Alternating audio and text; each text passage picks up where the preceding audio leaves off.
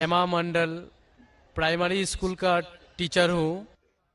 मैं मालदा डिस्ट्रिक्ट से आया हूँ। मेरा मन में बहुत दिन से कुछ सवाल है मेरा धर्म के प्रति, और जो स्वर्ग और नर्क के बारे में बार बार बोला जाता है, ये सचमुच क्या स्वर्ग और नर्क कहीं पर है? ये मैं जानना चाहता हूँ। या ये डर है जो इंसान को गलत काम करने से रोकता है? इसके बाद मूर्ति पूजा के कारण रामदेव बाबा जी बोलते हैं, श्री श्री रविशंकर भी बोलते हैं कि मूर्ति पूजा, जैसे कि जो मूर्ति है जो अपना कर्म किया है, पहले धर लीजिए कि हम लोग कृष्ण को मानते हैं, तो कृष्ण ने जितना कर्म किया है, अगर हम मूर्ति को देखते हैं तो उसको गुण जो है वो हमें याद आने लगता है।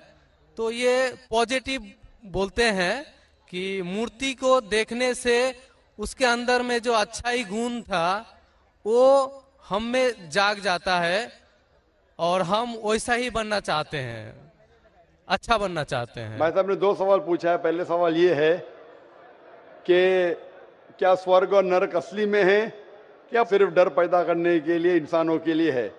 स्वर्ग और नरक असली है, जन्नत और जहन्नम असली है, और असली चीज भी डर पैदा करती है। जरूरी नहीं कि वो बनावटी होना चाहिए, असली है। और इसमें जो लोग गलत करेंगे वो नरक में जाएंगे, जो अच्छा काम करेंगे स्वर्ग में जाएंगे। जहां तक कि दूसरा सवाल है कि रामदेव बाबा और श्री श्री रविशंकर कहते हैं कि श्री कृष्ण को जब उसकी तस्वीर को देखते हैं, मूर्ति को देखते हैं, जो अच्छे काम किए वो याद आते हैं और आप उनके जैसा बन जाते हैं। ये कह रहे श्री श्री रविशंकर और रामदेव बाबा। आप श्री श्री रविशंकर में मानेंगे या वेद में मानेंगे? वेद कहती है, यजुर्वेद चैप्टर नंबर 32 वर्ष नंबर 3, न तस्त्र प्रतिमा अस्ति, उस ईश्वर की प्रतिमा नहीं। लिखा है शतशतर उपनिषद में चैप्टर नंबर 4 श्लोक नंबर 19, न तस्य प्रतिमा अस्ति, उस ईश्वर की कोई प्रतिमा नहीं, कोई अक्ष नहीं, कोई फोटोग्राफ नहीं, कोई पेंटिंग नहीं, कोई पिक्चर नहीं, कोई आइडल नहीं, कोई स्टैच्यू नहीं। तो आप श्री श्री रविशंकर की बात मानेंगे या वेद की बात मानेंगे? अगर आप श्री श्री रविशंकर की बात मानते हैं और वेद की बात को छोड़ देते हैं तो आप श्री रविशंकर के चेले बनते हैं, लेकिन वेद के नहीं। मैं भी अगर कुछ कुरान के खिलाफ बात करूं तो मुझे छोड़ दीजिए। मैं हमेशा कुरान का हवाला देता हूं। कुरान अल्लाह की किताब है, तो कुरान का हवाला दे के कुरान की बात करता हूं तो मानो।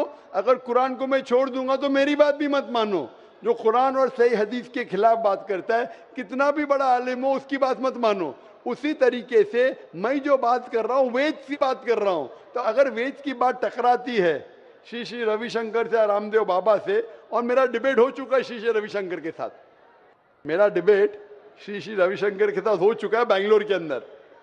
और वो डिबेट देखिए आप, वो डिबेट का मौजू था concept of God in Hinduism and Islam in the light of the scriptures. Means धर्म की जितनी किताबें हैं उनकी रोशनी में खुदा का क्या तस्वुर है इस्लाम और हिंदुइज्म में।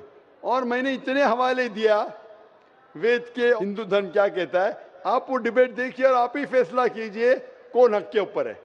अगला सवाल माइक नंबर 1 से, अगर वहां पर कोई गैर मुस्लिम भाई हैं।